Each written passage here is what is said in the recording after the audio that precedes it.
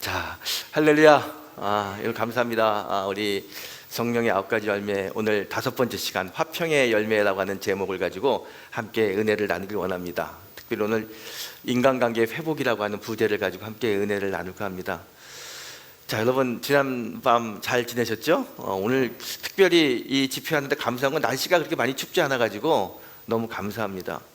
저는 요즘 독감이 많이 유행한다고 그러잖아요. 감기가 들었어요. 그래가지고 참 어떻게 집회를 인도할까 걱정이 돼가지고요. 막 이제 신경이 많이 쓰이더라고요. 그래서 어저께 제가 이제 설교를 하고 저희 아내에게 목소리가 어떠냐, 좀 쉰소리, 가래 끓는 소리가 나지 않냐 그랬더니 저희 아내가요, 여보 훨씬 더 매력적이야 그러더라고요. 그래서 이 장비가 좋긴 좋은가 봐요. 훨씬 매력적이라 그래가지고 마음이 많이 놓였습니다. 여러분 조금 불편하게 들리시더라도 마음을 활짝 열고 같이 은혜 받았으면 좋겠습니다. 예배를 드릴 때, 특별히 집회할 때, 말씀을 들을 때 마음을 여는 것은 굉장히 중요해요. 마음을 연다는 건 다른 게 아닙니다. 집중하는 거. 집중하는 거 중요합니다. 저를 쳐다보시고 절대 눈을 감지 않고 저를 쳐다보는 게 집중하는 겁니다. 어떤 청년이 전철을 탔어요. 전철을 탔는데 갑자기 자리가 하나 나는데 옆에 할머니가 있는 옆자리가 났습니다. 거기 앉았어요. 앉아가지고 이렇게 가고 있는데 덜컹덜컹 거리니까 할머니가 몸이 살짝 부딪혔어요. 근데 할머니가 그 청년을 보면서 청년, 이거 성폭행이지? 그러는 거예요. 깜짝 놀라가지고 아니에요. 이거 성폭행 아니야? 아니에요. 성폭행 아니야? 그랬더니 옆에 있던 젊은 남자가 할머니, 이 전철 성폭행 맞아요. 그러는 거예요. 성폭행인데 성폭행이라고 들어가지고 깜짝 놀라는 거예요, 청년이. 여러분, 이 잘못 듣게 되면요 깜짝 놀라요. 말씀을 듣는데 아차하고 잠깐 졸아가지고 다르게 듣게 되면요 엉뚱한 은혜가 갑니다. 여러분 집중하시고 가지고 제 말씀에, 또 하나님께서 인도하시는 말씀에 집중해서 오늘 하나님이 우리에게 주시려고 하는 이 화평의 열매를 맺는 그런 시간이 되길 소망합니다. 여러분은 결혼하신 지 몇 년 되셨어요? 다 됐죠? 저희도 꽤 오래됐어요. 저희도 한 35년 정도 된 것 같아요. 우리 결혼 생활하면서 여러 가지 에피소드가 있는데 이런 에피소드가 있어요. 저희 아내하고 이제 어디를 가는데 이게 차를 타고 이렇게 갑니다. 한 10분 정도 온 것 같아요. 10분? 15분? 그러면 저희 아내가 가끔 하는 얘기가 있어요. 여보, 가스불 안 끄고 왔다. 물 얹어놨는데 가스불 안 끄고 왔다. 근데 그 거리가 참 애매해요. 금방 왔으면 다시 돌아갈 텐데 꽤 왔거든요. 다시 돌아가기도 그렇고 그냥 가자니 마음이 찝찝하고, 여러분 같으면 어떡합니까? 그치, 돌아가야지. 어떻게 가스불 안 껐대는데. 다시 돌아와요. 돌아와서 집에 딱 열면 가스가 꺼져 있어요. 가스만 꺼져 있나요? 밸브도 잠겨 있어. 그리고도 가스를 안 잠궜다는 거예요. 그런 일을 몇 번 해요. 몇 번 겪었어요. 또 한 번은 어디 여행을 갔는데, 몇 박 며칠 여행을 갔는데요, 차를 타고 막 가는데 문 안 잠그고 갔다는 거예요. 애들도 없는데 큰일 났다고 문 안 잠그고 왔다고. 다시 돌아가요. 다시 돌아가면 문이 잘 잠겨 있어요. 여러분, 우리 집만 그래요? 여러분 그런 경험 다 있으시죠? 다 그런 경험이 있을 거예요. 왜 그럴까? 여러분, 왜 차를 타고 가는데 왜 갑자기 가스불 물을 얹어놓고 가스 안 끈 게 생각이 나고 문 안 잠근 게 생각날까? 우리 마음이 불안해서 그래요. 마음이 불안해. 마음에 평화가 없으니까 자꾸 불안한 것 같아요. 여러분, 이 불안하다는 것은요 현대인들의 특징입니다. 우리가 다 불안해요. 요즘 우리 질병 중에서 가장 많은 질병, 급격하게 늘어난 질병 중에 하나가 뭐냐면 우울증이에요. 우울증이 많습니다. 우울해요. 다 신경쇠약증 많이 있습니다. 왜 이렇게 우리의 마음이 불편할까요? 마음 편하지 못할까? 여러분 보십시오. 주변을 돌아봐도 마음 편한 일이 없어요. 정치? 요즘 정말 정치가 어떻게 되는지 앞을 알 수가 없어요. 정치. 경제도 어렵고요. 외환도 어렵고 너무 어려워. 사고도 큰 사고가 나가지고 우리의 마음을 참 무겁게 합니다. 이제 비행기 타는 것도 무서워요. 주변을 돌아보게 되면 사건, 사고, 또 환경이 너무 어려워서 마음이 편하지 않아요. 또 우리 개인적으로도 얼마나 어려운 일이 많이 생깁니까? 갑자기 건강에 문제가 생기고요. 또 자녀가 속을 삭이기도 하고요, 자녀의 문제가 생기기도 하고. 여러분, 자녀 길러보잖아요. 이제 임신해가지고 다닐 때 얼마나 엄마가 불편해요. 빨리 아기가 나왔으면 좋겠어요. 그러면 어른들이 다 뭐라 그래요? 아이고, 그래도 뱃속에 있을 때가 제일 편한 거라고. 그 옛날에는 그거 잘 이해 못했는데 아기 낳아보시면 다 알 겁니다. 뱃속에서 나오면서부터 얼마나 신경 쓰는지 몰라요. 아기는 아기대로, 좀 크면 큰 대로. 이제 대학만 가면 다 되겠지. 대학 갈 때 얼마나 힘듭니까? 고3, 고3이 무슨 벼슬인지, 그냥 고3만 되면 온 집안 식구들이 좀 긴장하는 거예요. 그리고 고3의 시간을 보냅니다. 대학을 가요. 대학 가면 다 끝날 줄 알았는데 이게 취업이 안 되네. 취업이 안 돼가지고 아들, 딸이 대학 졸업한 아이들이 방에서 나오지도 않고 그냥 이불 뒤집어 쓰고 있는 모습 보게 되면 마음이 아파요. 너무너무 힘들어요, 부모로서. 그러다가 어떻게 또 취업이 됐어요, 하나님의 은혜로. 근데 시간 나이가 들어요. 30살이 되고 32살, 35살. 결혼을 해야 될 텐데 결혼을 못해요. 다른 집 식구들은 결혼하고 청첩장 오게 되는데 그들 부럽기도 하고, 우리 자녀를 보게 되면 안타깝기도 하고 걱정이 있어요. 그래서 결혼을 해요.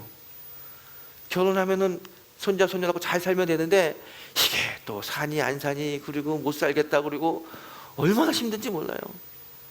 끝이 없어요. 온통 신경을 안 쓸 때 안 쓸 수가 없어요. 인생의 삶이라는 게 처음부터 끝까지 계속 신경 쓰는 것 같아요. 아파서 병원 가면 뭐라고 합니까? 의사들이 스트레스 받지 말라 그래요. 근데 스트레스 안 받을 수 있습니까? 삶이 스트레스인데 이 스트레스 때문에 너무 힘들어요. 그래서 스트레스 받지 않으려고, 여러분 스트레스 해소하려고 여러분마다 다 스트레스 해소법이 있으시죠? 어떡합니까? 어떤 사람들은 스트레스 해소하려고 노래 부르는 사람도 있고요, 악기를 연주하는 사람도 있어요. 자, 여러분은 스트레스 받으면 스트레스 해소하기 위해서 어떤 방법을 취합니까? 무엇을 합니까? 취미.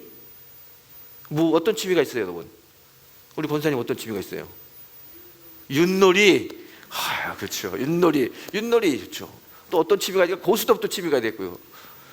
등산, 또 낚시, 다 취미가 있어요. 그래서 저는 권사님 제가 어떤 취미가 있어요? 그러면 목사님 저 스트레스 받으면 기도합니다, 그럴 줄 알았어.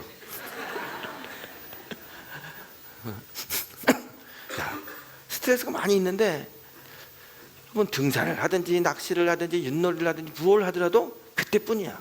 다시 돌아오면 더 걱정, 근심, 스트레스가 많아요. 예민해져요. 그러다 보니까 마음에 평화, 화평이 없어요. 오늘 우리는요, 마음의 평화, 화평이 있어야 행복한 인생을 살 수 있습니다. 여러분, 아무리 많이 가지고 있고 좋은 집에 산다 하더라도 마음이 불편하면 그건 축복이 아닙니다.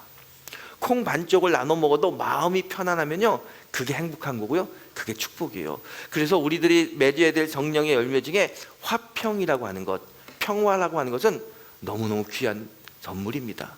그리고 이 평화, 화평은 하나님이 주는 거예요. 평화로다 하늘 위에서 내려오네. 하나님이 주는 선물, 그게 평화, 화평입니다. 오늘 이 화평의 열매를 맺는 귀하고 축복된 2025년이 되길 축원합니다. 근데 여러분, 가만히 생각해 보세요. 왜 마음에 평화가 깨졌나요? 왜 화평이 깨졌나요? 왜 나는 불안할까? 왜 내 마음에 평화가 없을까? 다른 건 아닙니다. 성경은 우리 마음에 평화가 없는 이유는 죄 때문이다 그래요. 죄 때문이다. 여러분, 화평이 깨진 거, 불안이 죄는 아닙니다. 그런데 죄 때문에 불안이 오고 우리 마음에 화평이 깨진다는 거예요.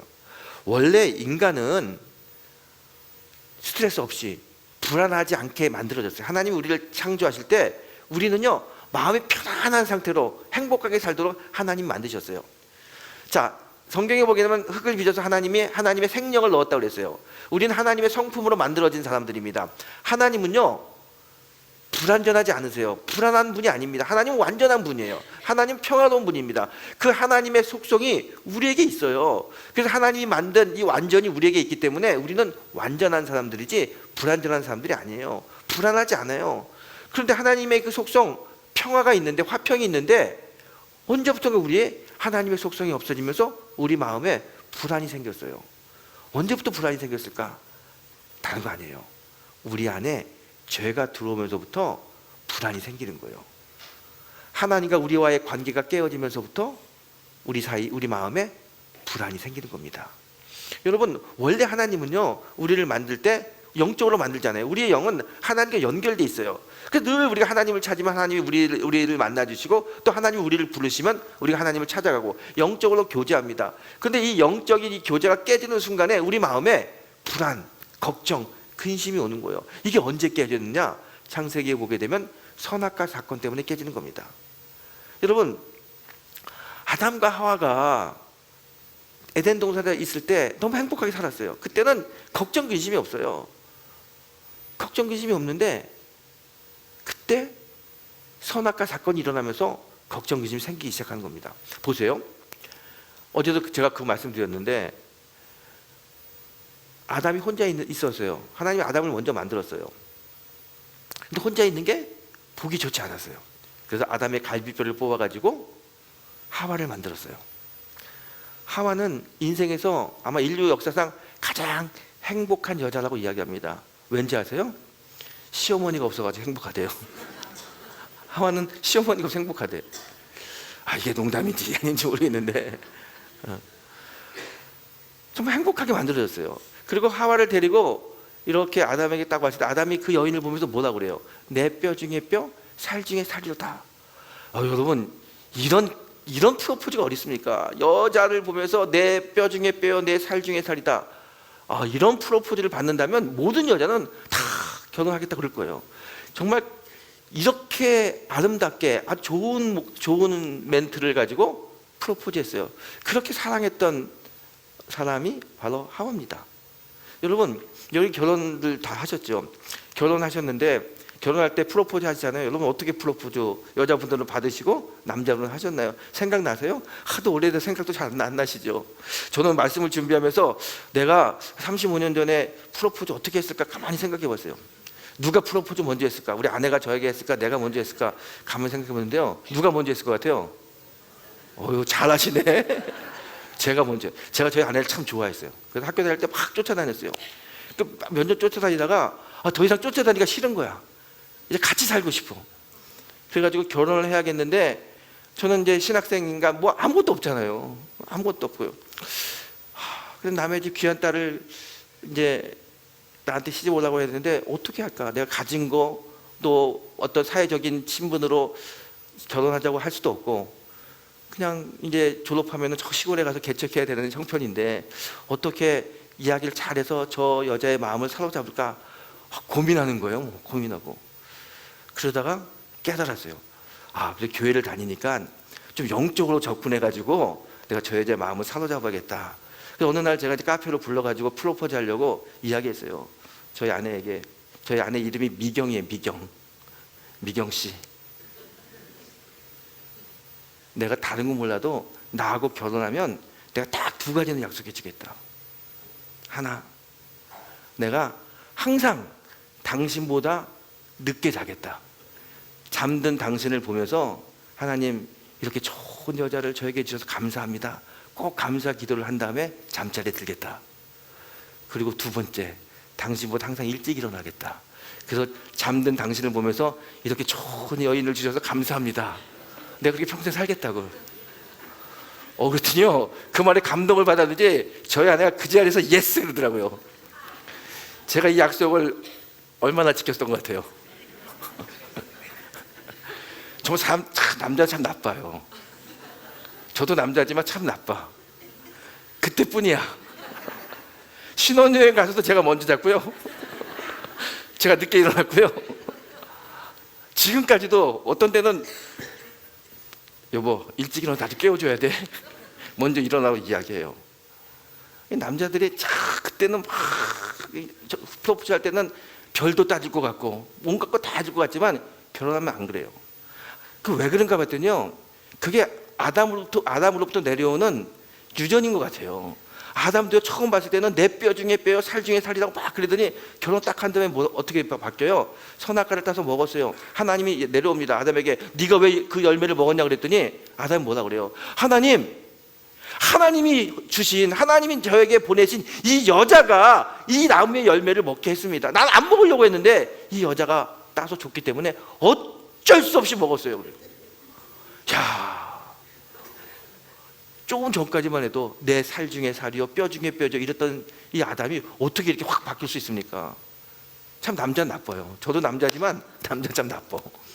아니 그래서 이 선악과를 먹은 것 때문에 인류의 죄가 들어오는데, 여러분 성경을 보세요. 아담은 뭐라고 이야기하냐면 하나님이 저에게 주신 이 여자가 저에게 선악과를 먹게 했습니다. 그렇게 이야기했어요. 자기는 죄가 없다고 생각했어요. 변명 드렸어요. 그런데 성경은 뭐라고 이야기하면 하와가 죄를 범했다라고 이야기 않습니다. 오늘 성경을 보세요. 아담이 죄를 범했다 그래요. 선악과를 딴 거는 하와예요. 선악과를 준 것도 하와입니다. 그런데 죄를 범한 거는 아담이라고 이야기합니다. 아담이 죄를 범했어요. 아담이 왜 죄를 범했습니까? 선악과를 먹으면서 어떻게 됩니까? 이 선악과를 먹으면 눈이 밝아진다고 그랬잖아요. 눈이 밝아지면 어떤 현상이 나타나냐면 남을 정죄해요. 은혜를 받으면, 성령이 충만하면 자기 자신을 봐야 되는데 사람은 자기 자신을 보는 것보다 남을 자꾸 보려고 그래요. 그래서 뭐라고 이야기합니까? 눈이 밝아져서 이 선악과? 내가 왜 먹었지? 하와가 줬구나. 하나님 하와가 줬어요. 이렇게 이야기합니다. 그러면서 남편과 아내, 하와와 아담 사이 관계가 단절돼요. 그 이야기를 들은 하와가 좋게 생각하겠어요? 관계가 단절되죠. 뿐만 아니라 하나님께서 먹지 말라고 한 이 선악과를 먹으면서 하나님과의 관계도 단절됩니다. 하나님과의 관계가 단절돼요. 영적인 관계가 단절돼요. 영적인 관계가 단절되니까 이 영적인 능력이, 영적인 에너지가 들어오지 못하니까 그 빈틈에 뭐가 생기냐면 걱정이 들어오고 근심이 들어오는 거예요. 결국 걱정과 근심은 하나님과의 관계가 깨지면서, 사람과 사람의 사이가 관계가 깨지면서 들어오는 게 걱정, 근심인 겁니다. 여러분 그래서요 이 사람들이요 자꾸 선악과를 먹은 이유로 어떻게 되냐면 이 선악과 영성이 우리에게 자리 잡아가지고요 정죄하려고 그래요. 옳고 그름을 자꾸 판단하려고 그래요. 옳고 그름을 판단한다는 것, 그 기준이 누구예요? 나야, 나. 근데 하나님은요 그거 판단하지 말라고 그랬거든요. 왜냐하면 옳고 그른 걸 판단할 수 있는 유일한 분은 하나님 한 분이에요. 사람은 불완전하기 때문에 옳고 그른 걸 판단할 수 없어요. 그런데 우리가 옳고 그른 걸 자꾸 판단하려고 그래요. 옳고 그른 걸 판단하려고 하다 보니까 관계가 깨지는 거예요. 그 깨진 관계 속에서 불안해지고 걱정되고 스트레스가 받고 온갖 우리 사이의 관계가 막 헝클어지는 이유가 거기서부터 오는 거예요. 여러분 우리는요 사람들이 어떤 걸 보더라도요 각자의 시선에 따라 가지고 다르게 보일 수 있어요. 근데 우리는 다르다는 것을 인정을 안 하고 자꾸 틀리다고 이야기해요. 이게 왜 그래요? 우리 안에 선악과의 영성이 있기 때문에 그래요. 미국에요 한 유치원 선생님이 이제 유치원에서 그림 그리기를 하는 거예요. 얼룩말을 그리려고 얼룩말 모양을 다 아이들에게 그려진 도화지를 나눠주고 크레파스를 주고 색칠하라고 그랬어요. 근데 한 아이가 색칠하는데요 말 모형에다가 시커멓게 다 칠해요. 그 다음에 거기다 하얀색을 칠하려고 그래요. 그래서 선생님이 그걸 보고 저렇게 칠하면 안 되는데 하얀색 바탕에다가 까만색을 칠해야지, 그걸 가르쳐 주려고 가는 거예요. 그 아이에 가가지고 아이 그림 그린 걸 보고 옆에 봤더니 옆에 아이도 까만색 바탕에다 하얀 걸 칠하는 거야. 왜 그러지? 이렇게 봤더니 그 아이들이 다 누구냐면 흑인 애들이야. 이쪽 봤더니 백인 아이들은 하얀색 바탕에다 까만 줄을 칠하고 있어요. 똑같은 얼룩말인데 어떤 아이들은 까만색 바탕에 하얀 줄을 칠해. 그게 얼룩말인 거야. 어떤 아이들은 하얀색 바탕에 까만 줄을 칠해. 그게 얼룩말인 거야. 그래서 선생님이 얼룩말은 하얀색 바탕에 까만색을 칠하는 거야 이렇게 이야기하려다가 그 이야기를 못했다고 그래요. 여러분 어떤 게 맞습니까? 까만색 바탕에 하얀 줄이 얼룩말이에요? 하얀색 바탕에 까만 줄이 얼룩말이에요? 모르겠죠 여러분? 그거 알고 싶어요 여러분? 알고 싶으면요 케냐 단기 선교 갈 때 한번 따라가 보세요. 제가 케냐를 갔어요. 한번 갔는데 얼룩말이 많잖아요. 얼룩말을 유심히 봤어요. 가까이서 봤어요. 그게 잘 모르겠어요. 그래서 제가 한 번은 그 암버셀리 국립공원에 있는 사람 만나가지고 물어봤어요. 저 얼룩말이 까만 바탕에 하얀색입니까? 하얀 바탕에 까만색입니까? 그렇게 물어봤어요. 근데 그분이 그렇게 이야기해요. 웃으면서 저한테 뭐라고 그러는지 알아요? 아프리카 말로 하쿠나 마타타. 하쿠나 마타타 이게 무슨 말인지 아세요? I don't care. 관심 없다는 거예요. 그게 뭐 중요하냐는 거야. 아니 까만색 바탕에 하얗게 보이면 그건 그거고, 하얀색 바탕에 까맣게 보이면 그것도 얼룩말이고 똑같이 얼룩말인데 그게 왜 중요하냐? 왜 중요해요? 그냥 얼룩말인 게 중요한 거지.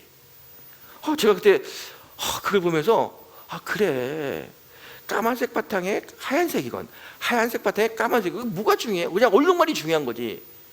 이게 맞다 저게 틀리다 이야기할 수 없잖아요. 다른 거지, 다른 관점인 거예요. 저희 딸이요, 제가 미국서 유학 끝나고 올 때 저희 딸이 7살이었어요. 유치원에 와가지고 유치원 보냈어요.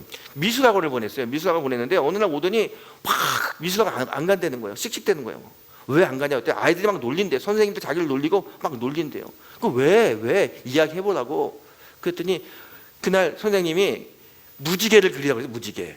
자기 무지개 예쁘게 잘 그렸대요. 근데 아이들이 보면서 무지개 틀렸다는 거야. 야, 무지개는 7가지 색깔인데 왜 6가지밖에 안 그렸냐고. 여러분, 무지개 색깔이 몇 가지예요? 자, 해봐요. 빨, 주, 노, 초, 파, 남, 보. 하나, 둘, 셋, 넷, 다섯, 여섯, 7개. 7개잖아요. 7개잖아요, 7개. 7개라는 거예요. 근데 저희 딸은요, 미국에서 유치원 다녔는데 미국에서는요, 무지개는 6개라고 가르쳐요. 빨, 주, 노, 초, 파, 보. 남색이 없어요. 남색하고 파란색을 같이 파란색으로 보는 거예요. 6가지야. 미국에서는 무지개를 6가지라고 가르쳐요. 얘는 어릴 때부터 미국에서 이제 공부했으니까 무지개 6가지라고 6가지 그리고 6가지라고 이야기한 거야. 한국 애들은 7가지라고 배웠기 때문에 7가지 이야기하는 거예요. 선생님 더군다나 와가지고 야, 무지개는 7가지야. 선생님이 뭐라 그러는 거야. 얘가 화가 났어요. 분명히 6가지라고 배웠는데 아이 친구들이 또 선생님이 7가지라고 하니까 자기 막 놀렸다는 거예요. 그래서 유치원 학원 안 간다고 막 이야기해요. 여러분, 제가 물어볼게요. 무지개가 7가지가 맞습니까? 6가지가 맞습니까? 뭐도 맞아요. 사실은 6가지도 아니고 7가지도 아니에요. 우리 눈에 보입니까? 정말 정확하게 말하면 가시광소까지 이야기하게 되면요, 수백 가지 색깔이 나올 수 있어요. 근데 우리는 내가 배운 거, 내가 경험한 거, 내가 알고 있는 게 진리라고 생각해요. 맞다고 생각해요. 그거 웃기는 거야.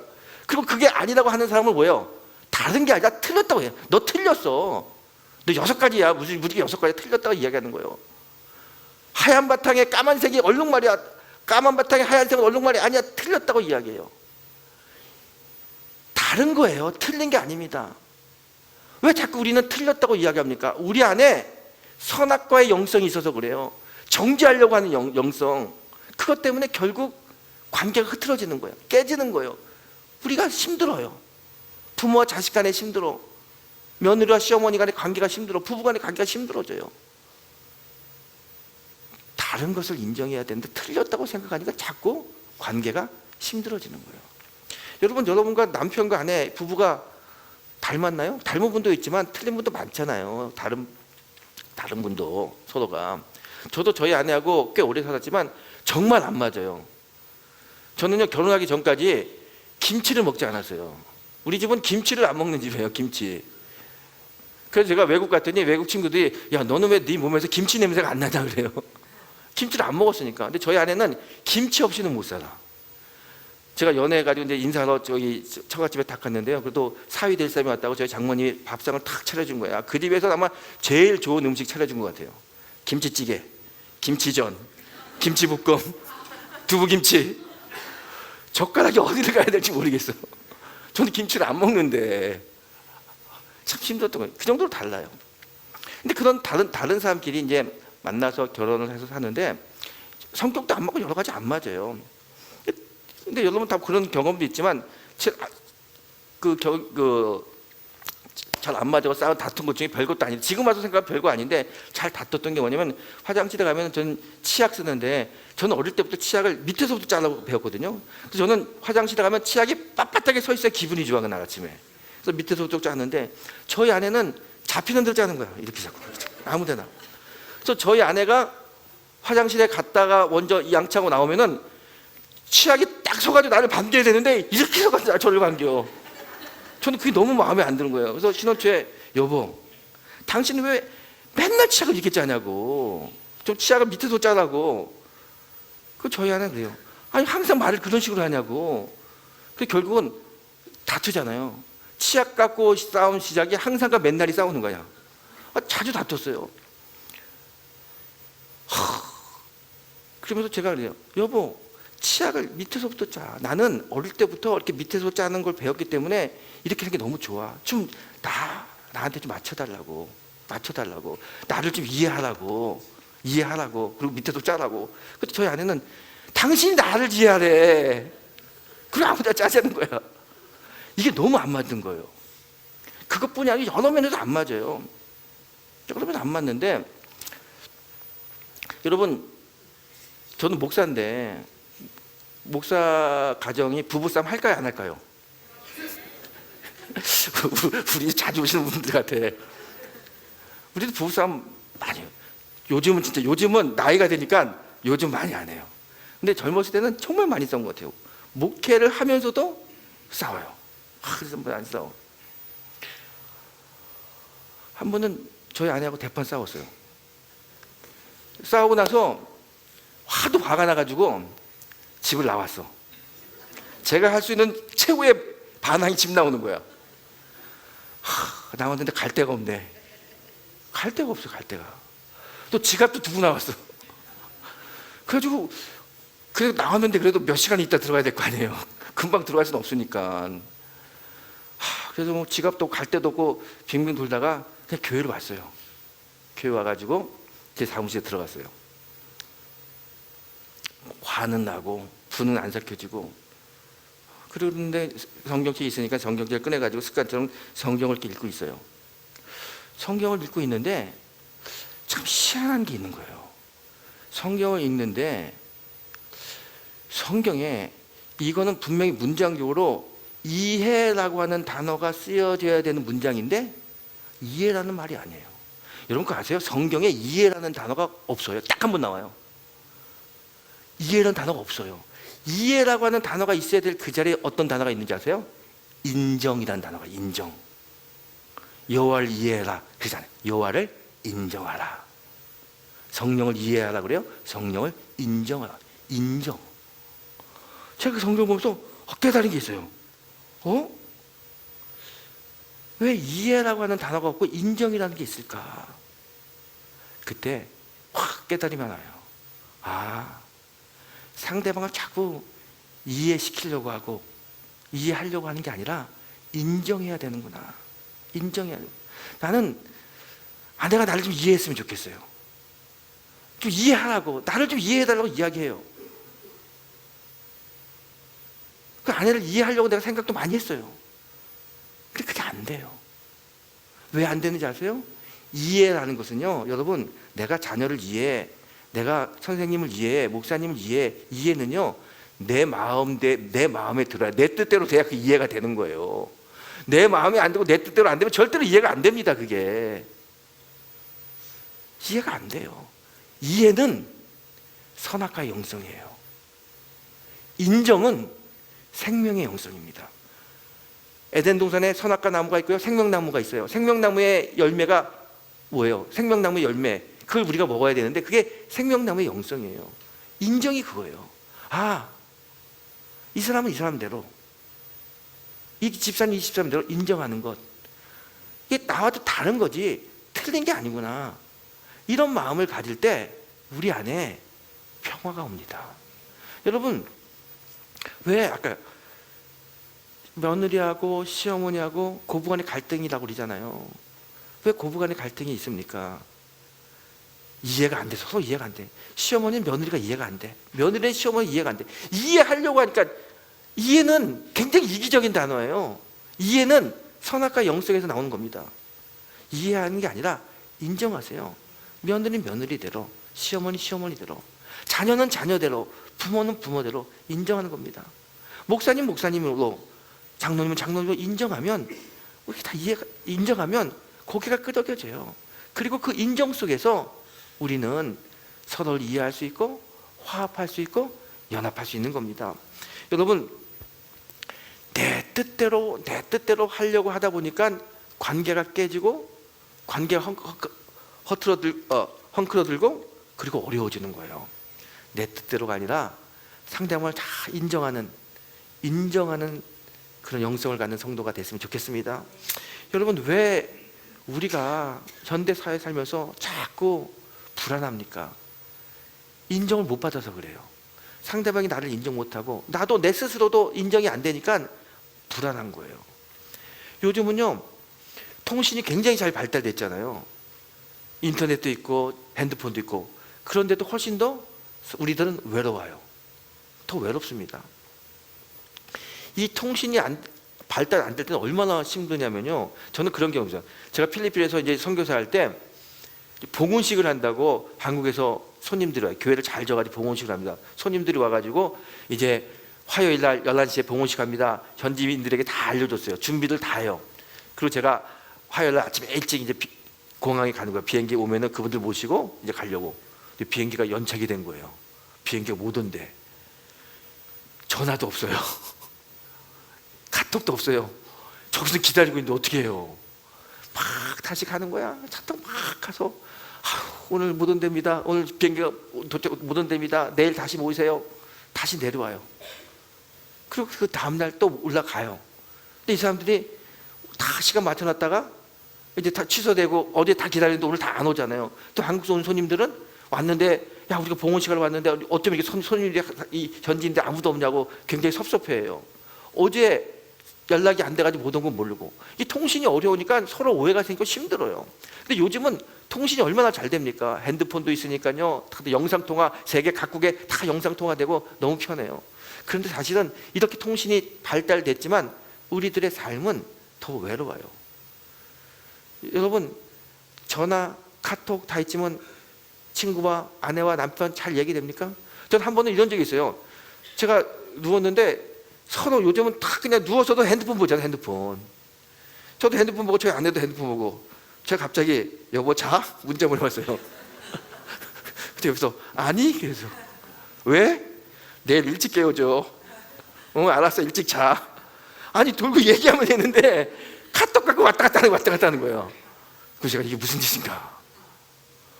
정말 우리들이 그렇게 살고 있어요. 너무 현대가 훨씬 더 커뮤니케이션 할 수 있는 방법이 발달됐지만 훨씬 더 커뮤니케이션 못하고 있어요. 외로워요. 점점 외로워요. 이 외로움이 어디서 시작되느냐? 단절로부터 시작되는 거예요. 서로 인정하고 서로 화목하고 서로 그런 속에서 화평의 열매를 맺어야 되는데 그렇지 못하니까 단절이 되니까 서로 외롭고, 외로움 속에서 더 스트레스, 더 괴롭고 더 힘든 거예요. 여러분, 오늘 이 외롭고 힘든 거, 이 마음속의 이 갈등을 해소할 수 있는 방법을 오늘 본문이 이야기하고 있습니다. 오늘 본문은 야곱의 이야기입니다. 야곱이 야복강가에서 하나님과 씨름했던 내용, 너무나 잘 알고 있는 우리들이 잘 알고 있는 성경의 이야기입니다. 야곱이 어떤 사람입니까? 야곱은요, 사기꾼이에요. 아버지를 속이고 형을 속이고 사기꾼입니다. 그 사기꾼 야곱이 그의 인생의 대변환을 야복강가에서 만나게 됩니다. 자, 오늘 이 화평이라고 하는 이 주제, 이 화평의 열매를 맺기 위해서 우리 야곱의 이야기를 가지고 왔습니다. 화평이라고 하는 단어, 이 화평은요, 이런 단어를 씁니다. 화평할 화자에 평평할 평자, 이게 화평입니다. 저 화자를 보게 되면요, 별 화자에 입구자를 쓰지 않습니까? 이 산자를 보게 되면요, 그냥 먹을 것을 공평하게 나누는 게 그게 화평의 뜻이에요. 공평하게 나누면은 분쟁이 생기지 않아요. 근데 여러분, 야곱이라고 하는 사람은요, 이 먹을 걸 공평하게 나눈 사람이 아닙니다. 자기가 혼자 가지려고 하고요, 많이 가지려고 했던 사람이에요. 형이 배고파서 왔을 때 팥죽 한 그릇에 장자권을 뺏은 거예요. 샀다고 이야기하지만 사실 그거 뺏은 거나 마찬가지입니다. 왜요? 자기가 형이 되고 싶었고, 자기가 장자의 권리를 받고 싶었고, 자기가 잘 되고 싶었고, 자기가 누리고 싶었고, 자기가 높이 되고 싶은 그 욕망 때문에 형을 속여가지고 형의 그 장작을 뺏은 겁니다. 형만 속였나요? 자기 아버지도 속여요. 눈이 먼 아버지한테 가가지고 자기가 에서처럼 속여가지고 아버지의 장자권을 뺏어갔습니다. 철저하게 성공적이고요, 철저하게 이기적이고 철저하게 물질적인 사람이 야곱입니다. 이 야곱의 이름이 사기꾼이라는 이야기예요. 남을 속이는 사람, 사기꾼이에요. 이렇게 평생을 남을 속이고 살았어요. 좀 더 가져보려고, 좀 더 누려보려고, 좀 더 즐겨보려고 그렇게 산 사람이 야곱입니다. 그러다가 삼촌 라반 집에 갑니다. 거기서 가장 고생을 했지만 그래도 이제 좀 넉넉하게 재산을 일궜어요. 가정도 이루고 자녀도 낳고 부자가 됐습니다. 하지만 그의 마음엔 여전히 불안한 마음이 있어요. 뭔가 모르게 채워지지 않는 불안한 마음이 있어요. 다시 고향으로 돌아가고 싶어요. 어머니가 계신 곳, 자기가 살던 고향으로 돌아가고 싶어요. 그런데 돌아갈 수가 없어요. 왜냐하면 거기는 형 에서가 있기 때문에. 형 에서가 자기를 가만둘 것 같지 않아요. 자기를 속이고 장자권을 뺏었기 때문에 돌아만 가면 자기를 죽일 것만 같아요. 무서워요. 늘 그 마음이, 불안한 마음이 있어요. 그래도 삼촌 라반 집에서 계속 있을 수 없으니까 가족들을 데리고 가축을 이끌고 돌아갑니다. 점점점 고향에 가까이 옵니다. 이제 야복강가에 왔어요. 이 강을 넘어가면 고향에 돌아가는 거예요. 그런데 그 강을 넘을 자신이 없어요. 강을 넘어갈 수가 없어요. 그래서 가족들을 먼저 보내요. 그 자기는 혼자 남습니다. 혼자 남아서 왔다 갔다 이리 가지도 못하고 저리 가지도 못하고 왔다 갔다 할 때 하나님의 사람 천사가 나타나요. 천사가 나타나서 그 야곱과 이야기합니다. 야곱이 그 천사를 탁 붙들고 씨름해요. 밤이 맞도록 씨름하면서 이걸 놓지 않는 거예요. 그러니까 하도 안 놓으니까 나중에 천사가 야곱의 환도뼈를 쳐가지고 떨어뜨립니다. 그때 비로소 떨어져요. 밤새도록 씨름한 겁니다. 그때 천사가 이야기합니다. 내 이름이 뭐냐? 그랬더니 제 이름은 야곱입니다. 그래요. 여러분, 야곱이요, 내 이름은 야곱입니다 라는 이야기를 여기서 처음 합니다. 사람들이 야곱을 물어봐요. 네 이름이 뭐냐고 물어봐요. 그러면 야곱은 야곱이라는 이야기 하지 않습니다. 네, 제 이름은 리브가의 아들입니다. 저는 이삭의 아들입니다. 이렇게 이야기했지 제 이름은 야곱입니다 이렇게 이야기하지 않았어요. 왜 야곱이 자기 이름을 야곱이라고 이야기 안 했을까요? 야곱이라고 하는 이름은 사기꾼이야. 욕심장이라는 뜻입니다. 자기만 아는 사람의 뜻이에요. 자기의 본성을 다른 사람에게 알려주기 싫어요. 야곱? 저 사람 사기꾼이구나. 가까이 하면 안 되지. 사람들이 그럴 것만 같아요. 나는 그러지 않은데 그럴 것만 같아. 그래서 늘 자기를 숨겨요. 어느 누구 앞에서든지 자기를 떳떳하게 내놓고 내 이름은 야곱이야, 나는 야곱이야 이렇게 이야기하지 못해요. 숨겨야 되고요. 또 숨겨야만 살 것만 같았어요. 그렇게 평생을 산 사람입니다. 정말 그렇게 숨기면서 솔직하지 못하게 형도 속이고 아버지도 속이고 친구도 속여가면서 그렇게 산 사람이 야곱입니다. 그러다 보니까 그의 마음에는 언제나 불안하고 언제나 마음에 어려워요. 근데 여러분, 저는 야곱의 이야기를 보면서 어쩌면 이 야곱의 모습이 우리들의 모습이 아닐까라는 생각해 봅니다. 여러분, 우리들은 다 걱정이 많죠. 마음에 근심이 있고요. 불안해요. 왜 불안합니까? 왜 불안해요? 내가 사람들 앞에서, 하나님 앞에서 솔직하지 못하기 때문에 그래요. 지금 내가 좀 솔직했으면 좋겠는데, 너의 이름이 뭐냐? 야곱입니다 할 듯이 당신이 어떤 인생입니다. 내가 이런 인생을 살고 있습니다. 솔직하게 이야기하면 훨씬 좋을 텐데 그렇게 못하니까 마음이 불안한 거예요. 여러분, 저는 신앙생활하면서 목회하면서 이런 경험 많이 합니다. 어떤 분이 집사님 아파요. 너무 아파요. 큰 병에 걸렸어요. 그래서 전화로 또는 가서 이야기해요. 그리고 이제 기도해 주면 할 때 나오면서 하는 얘기가 있어요. 목사님, 제가 병 걸렸다는 얘기는 아무한테도 하지 마세요. 아무한테도 하지 마세요. 그래요. 이 이야기 사람들 알면 저 교회 안 나갈 거예요. 그래요. 제가 그 이야기를 듣고 돌아오면 참 마음이 쓸쓸해요. 여러분, 신앙생활 열심히 해도 암 걸릴 수 있어요. 신앙생활 열심히 해도 사업 안 될 수 있어요.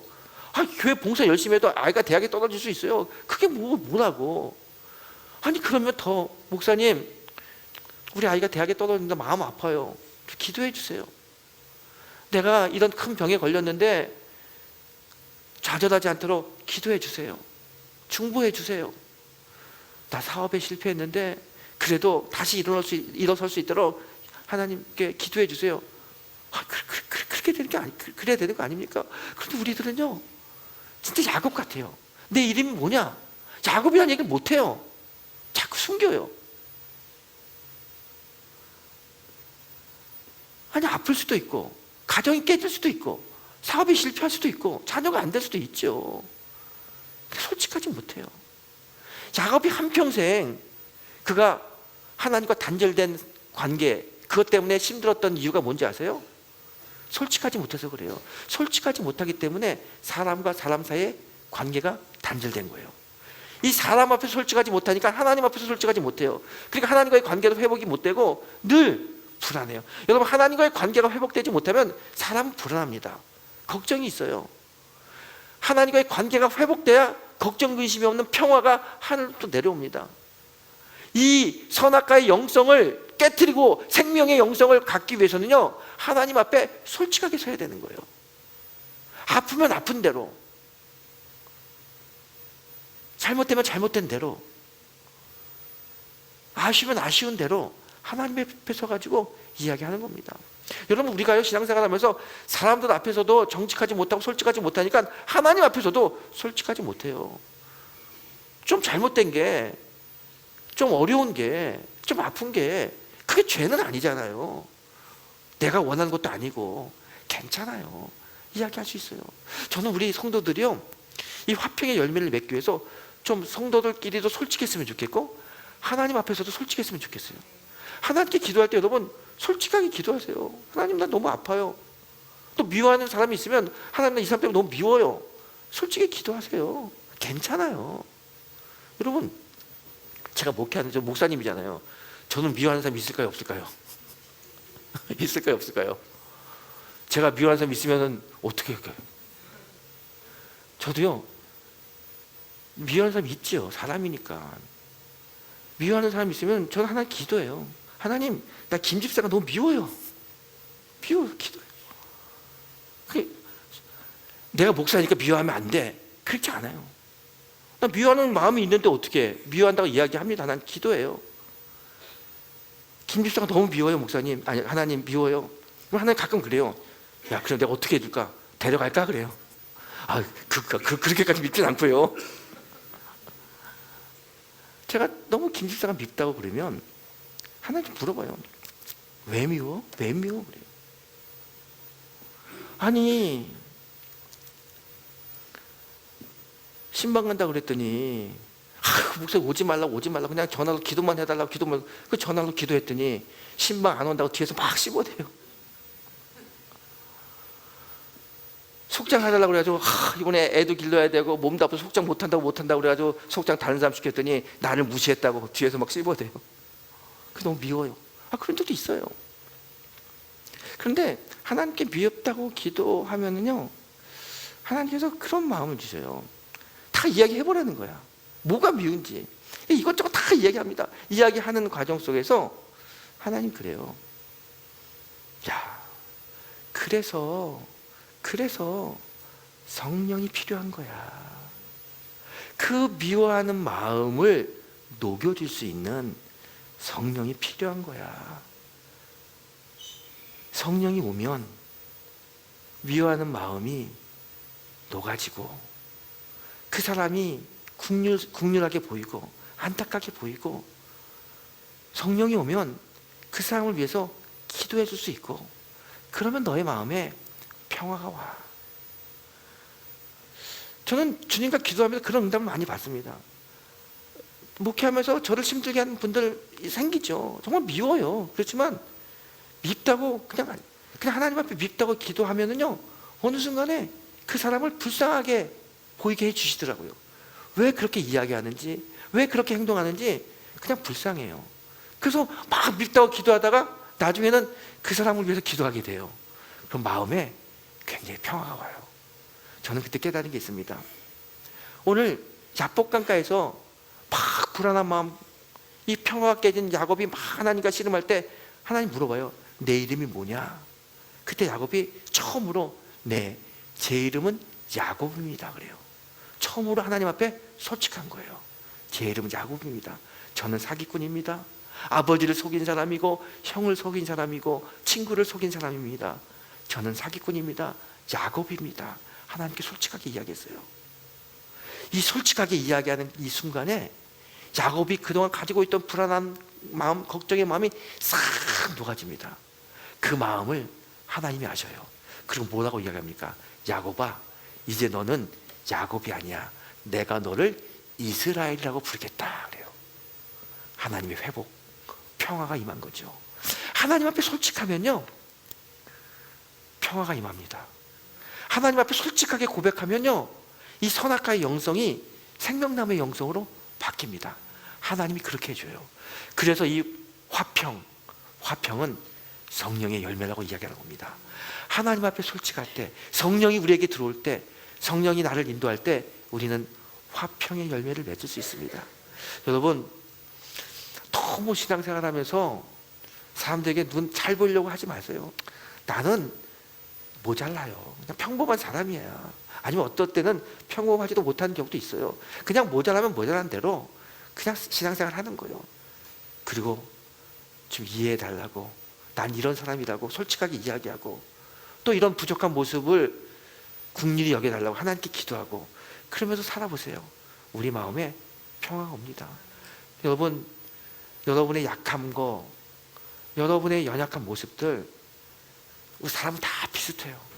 제가 아까 우리 가정에 이야기했는데 여러분 다 그냥 마치 우리 가정, 저와 같이 산 사람들 다 알잖아요.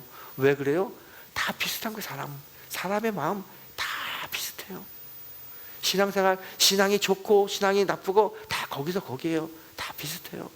우리들은 다 연약한 사람들입니다. 그런데 우리가 하나님 앞에 솔직하면, 성도들 앞에 솔직하면 이 연약함이 변하여 강함으로 바뀝니다. 하나님의 평화의 열매가 맺어집니다.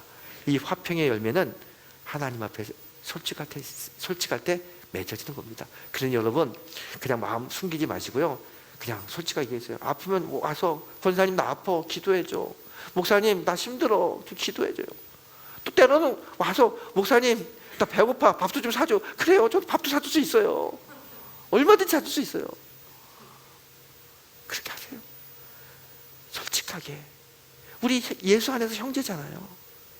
예수 안에서 서로 마음을 주고받지 못하면 이 공동체가 무슨 의미가 있습니까?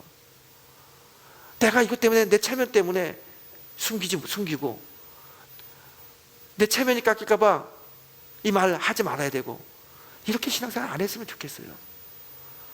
그냥 힘들면 힘들대로, 약하면 약함대로, 나 이러니까 도와달라고, 나 기도해달라고, 힘 달라고, 같이 기도하자고, 하나님께 구하고 같이 찬양하면서, 그러면서 서로가 화목하고 평강의 공동체를 만드는 게, 그게 화평의 열매 아니겠습니까? 저는 이런 화평의 열매가 맺어지기 원합니다. 여러분, 제가요 최근에 이런 얘기를 들었어요. 파키스탄에서 온 이주 노동자인데요, 이 파키스탄의 이주 노동자 아셈이라고 하는 사람입니다. 50대 가장이에요. 이 사람이 몸이 아파가지고 병원에 갔더니 간암이에요. 간암이 걸려가지고 거기서 이제 노동일 하다가 쓰러진 거예요. 친구들이 이야기합니다. 야, 너 지금 집에 아직도 어린 아이들도 있는데, 자식들도 있는데 왜 이렇게 될 때까지 이야기하지 않았냐? 아프면 아프다고 이야기하지. 그 병원에 갔어야지. 왜 그렇게 아픈데도 그렇게 공장에서 일하고 그랬냐? 근데 아쌤이 이렇게 이야기해요. 내가 아프다고 이야기하면 누가 들어주냐? 내가 아프다고 이야기하게 되면 누가 나를 위해서 대신 일을 해주냐? 내가 아프다고 이야기하게 되면 누가 이 불법 노동자에게 귀를 기울이냐? 그래서 얘기 못했다고. 결국 그 아쌤은 간암으로 하늘나라에 갔습니다. 이 이야기가 안산에 있는 다국적 교회 목사님이 한 이야기예요. 제가 그 이야기를 들으면 이 아쌤이 어쩌면 참 우리들의 모습과 너무나 닮았다라는 생각합니다. 왜 우리는 아프면 아프다고 이야기 못할까요? 뭐가 창피해서? 뭐가 두려워서? 뭐가 걱정돼서? 여러분, 우리 하나님은 우리의 이야기를 듣길 원하십니다. 하나님 앞에 솔직하세요. 하나님 앞에 모든 것을 내려놓으세요. 나는 야곱입니다. 나는 사기꾼입니다. 이렇게 고백했던 야곱처럼 여러분의 모든 것을 하나님 앞에 내려놓고 기도해 보세요. 사랑의 하나님이 여러분의 아픔을 치료해 주시고, 여러분의 부족함을 채워주시고, 여러분을 화평으로 인도해 주실 것입니다. 2025년 하나님 앞에 솔직함으로, 하나님 앞에 기도함으로, 하나님 앞에 간구함으로 화평의 열매를 맺는 믿음의 성도가 되시기를 주의 이름으로 축원합니다.